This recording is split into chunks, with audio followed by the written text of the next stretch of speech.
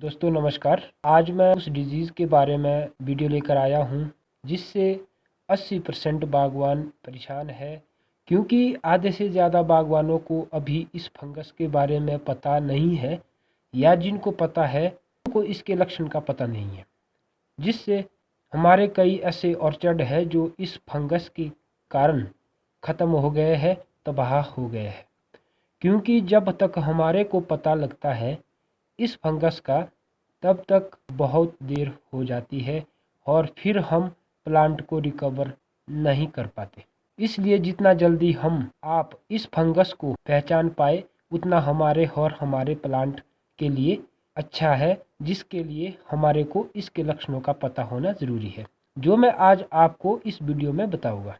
Root rot क्या है, ये कितने प्रकार का होता है, इसके क्या लक्षण होते हैं और इससे हम कैसे अपने प्लांट को रिकवर कर सकते हैं, ये सब मैं आपको डिटेल में समझाने वाला हूँ। ध्यान से सुनिए और वीडियो को लास्ट तक देखिए, क्योंकि तभी आपको पता लगेगा। दोस्तों, कोई भी काम आप करते हो उसका फल आपको तभी मिलता है जब आप उस काम को पूरा करते हैं। उसी प्रकार आप वीडियो आधे तक ही देखेंगे तो आपको पूरा पता कैसे लगेगा। इसलिए वीडियो आखिर तक देखिए, क्योंकि आपके बगीचे में भी ये लक्षण हो सकते हैं और आप उसका इलाज तभी कर पाएंगे जब आपको इसके बारे में पता होगा। तो चलिए शुरू करते हैं। दोस्तों, रूट रॉट एक ऐसी बीमारी है जो आपके ऑर्चर्ड में, आपके पौधे में निम्नलिखित कारणों से होती है। जो सबसे पहला कारण है वो है आपके ज़मीन में वाटर होल्डिंग कैपेसिटी का ज़्यादा होना। आपकी जो ज़मीन है उसमें जो नमी है वो ज़्यादा रहती है, या विंटर और मानसून में जो पानी होता है वो आपके तौलिए में ज़्यादा दिनों तक या महीनों तक रहता है, तो उससे रूट रॉट लगने के 100% चांस हो जाते हैं। सरल भाषा में बोले तो खराब जल निकासी या अधिक पानी वाली मिट्टी जो होती है उसमें रूट रॉट होने के चांस ज़्यादा रहते हैं। ये परिस्थितियाँ जड़ों को जीवित रहने के लिए आवश्यक सभी ऑक्सीजन को बंद कर देता है और धीरे धीरे ऑक्सीजन की कमी से जड़ें मरती है और सड़ती है। आपने भले ही अपने प्लांट के तौलिए की मिट्टी को साफ कर दिया हो, उसे सुखा लिया हो, फिर भी सड़ी हुई जड़ें स्वस्थ जड़ों को नुकसान पहुंचा सकती है। कमजोर जड़ें मिट्टी के फंगस के प्रति अधिक संवेदनशील होती है, जो जड़ सड़ने का दूसरा कारण है। कवक बीजाणु लंबे समय तक मिट्टी में निष्क्रिय रहते हैं, लेकिन जब मिट्टी में पानी भर जाता है ना, तो कवक बीजाणु जीवित हो सकते हैं। कवक की कुछ अधिक प्रसिद्ध प्रजातियां जो ज़्यादा नमी होने की परिस्थिति में पनपती है, रूट रॉट की जो डिजीज़ है उनके नाम है, एक तो है दोस्तों पाइथियम, दूसरा है हाइटोप्थोरा, तीसरा है राइजोक्टोनिया और फुसेरियम। और दोस्तों एक और खतरनाक कवक है जिसका नाम है आर्मिलारिया, जिसे दोस्तों हम शूस्ट्रिंग रोट नाम से भी जाना जाता है। अगर आपके प्लांट का ग्राफ्टिंग पॉइंट मिट्टी में दबा हुआ हो तो ये भी रूट रॉट का कारण बनता है ना दोस्तों, जिससे आपका प्लांट भी सूख सकता है। जहाँ पे आपके प्लांट में कलम होती है, अगर वो पॉइंट आपका मिट्टी में दब जाता है, ज़्यादा देर तक दबा हुआ रहता है, तो उससे जो है रूट रॉट भी होता है और आपके पौधा भी सूख सकता है। कॉलर रूट हो गया, आपकी वाइट रूट हो गया, ये सारे फंक्शन इसके ही है। इसको हम पाइथोप्थोरा बोलते हैं। इसके कई नाम है जो मैंने आपको अभी बताए हैं। तो चौथा कारण होता है यूज एक्सेस बी ऑफ फर्टिलाइजर, यानी हम अपने प्लांट में ज़रूरत से ज़्यादा फर्टिलाइज़र का प्रयोग करते हैं और हम फर्टिलाइज़र को तने के ज़्यादा नज़दीक डालते हैं, तो उससे भी जड़ें जलती है दोस्तों, और उससे भी रूट रॉट हो सकता है और रूट रॉट होने का ये भी एक कारण बन सकता है। अब मैं बात करूँगा दोस्तों इसके लक्षण के बारे में कि आप रूट रॉट की डिजीज़ को कैसे पहचानेंगे, आप कैसा पता लगाएंगे। कुछ लक्षण है जो आपके प्लांट में दिखते हैं, अगर आपको उसकी जानकारी होगी तो आप इसको आसानी से पहचान पाएंगे और इसका जो है आप समाधान भी जल्दी ही निकालेंगे। जो सबसे पहला लक्षण होता है दोस्तों, जड़ सड़न के लक्षण आसानी से पहचाने जा सकते हैं भाइयों। जैसे कि सबसे पहला लक्षण है कि पौधे का खराब विकास, यानी कि आपका प्लांट जो है वो ढंग से ग्रोथ नहीं ले रहा है। तो ये एक लक्षण है।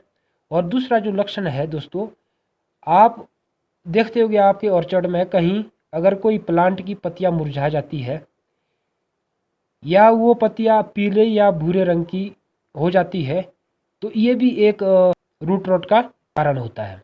तीसरा जो लक्षण होता है वो है जल्दी पत्तियों का गिरना। दोस्तों, अगर आप पूरा मैनेजमेंट अपने ऑर्चर्ड में कर रहे हो, उसके बाद भी आपके जो है लीफ फॉल समय से पहले होता है, तो इसका कारण जो है वो रूट रॉट भी हो सकता है। तो ये भी एक लक्षण है दोस्तों।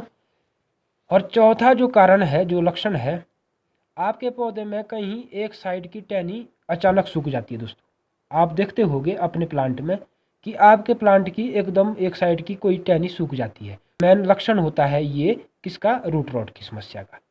तो इसका आप ध्यान रखें। जो पांचवा लक्षण होता है, आपके प्लांट में जब पत्तियां निकलती है अप्रैल मई जून में, जब आप देखते होंगे कुछ छोटी छोटी पत्तियां जो है आपके बीच में साइड में सूखी हुई होती है, तो वो छोटे पीले पत्ते जो होते हैं वो भी रूट रॉट की समस्या का लक्षण होते हैं। जब रूट रॉट अपनी छाल में, प्लांट के आंतरिक छाल में जड़ों से बढ़ता है, तो कैंकर का भी ये मेन कारण बनता है। दोस्तों, अब बात करेंगे इसके रोकथाम और नियंत्रण की। दोस्तों, सबसे जो ज़रूरी आप इसके लिए कदम उठाएंगे, जब आप इसके लक्षण को पहचान पाएंगे, तब आपने क्या करना है इसके रोकथाम के लिए। सबसे पहले तो रोकथाम से ही पेड़ की जड़ के रोगों को सबसे अच्छा नियंत्रण किया जाता है। दोस्तों, सबसे अच्छा नियंत्रित किया जा सकता है रोकथाम से। अपने और पानी की निकासी प्रॉपर तरीके से होनी चाहिए। दोस्तों, तौलिए में पानी की निकासी के लिए खाइयाँ बनानी चाहिए। याद रखिए रूट रॉट से ग्रस्त हुए प्लांट का पानी बहकर दूसरे पौधे के तौलिए में नहीं जाना चाहिए। अगर जाता है तो वो रूट रॉट का जो फंगस है वो आपके उस प्लांट में भी पहुंच जाएगा। भाइयों, ग्रस्त पौधे के तौलिए को खोदकर उसकी जड़ों को खाली करके सड़ी हुई जड़ों को आप काट ले और उसको जला ले अपने उस पौधे में। उसको दूसरे तौलिए में यूज़ करने से पहले उसे आप साफ करें अथवा आग में गर्म करके मोनेटाइज करें, तभी आप दूसरे प्लांट में उन औजारों का यूज़ कर सकते हैं। नहीं तो दूसरे पौधे में भी रूट रॉट हो जाएगा, क्योंकि प्रिकॉशन ही इसकी सबसे बड़ा रोकथाम है। अगर आप जिसमें रूट रॉट है आपके प्लांट में, आप उस प्लांट के तौलिए को करते हैं और वही औजार फिर आप दूसरे प्लांट में उसी औजार से आप तौलिया करते हैं, तो वो निश्चित तौर पर वो फंगस जो है आपके वहाँ भी। अब बात आती है रोकथाम के बाद दवाइयों की। अगर आप दवाइयों का छिड़काव करना चाहते हैं, तो इसके लिए दोस्तों जो है आपको दवाइयों के बारे में, इसके लिए मैंने पहले ही वीडियो अपनी यूट्यूब चैनल पर डाल दी है, जिसका लिंक मैंने नीचे डिस्क्रिप्शन में दे रखा है। वहाँ से आप देख सकते हैं कि आप इसका जो दवाइयों का छिड़काव इसमें कर सकते हैं। रूट रॉट की समस्या से निजात पाने के लिए जो छिड़काव आप कर सकते हैं, कितने दिन के बाद कौन सा छिड़काव करना है और कौन सी रेशो में आपने जो है 200 लीटर पानी में दवाइयाँ मिलानी है, ये सारी कुछ डिटेल आपको जो है उस वीडियो में मिलेगी। तो आप उस वीडियो को ज़रूर देखें और इस बीमारी से जल्द ही निजात पाए, नहीं तो आपका पूरा ऑर्चर्ड ख़त्म भी हो सकता है। तो आज के लिए बस इतना ही। अगर मेरी वीडियो अच्छी लगी हो तो प्लीज़ लाइक शेयर और सब्सक्राइब चैनल को ज़रूर करना। धन्यवाद। जय हिंद, जय भारत।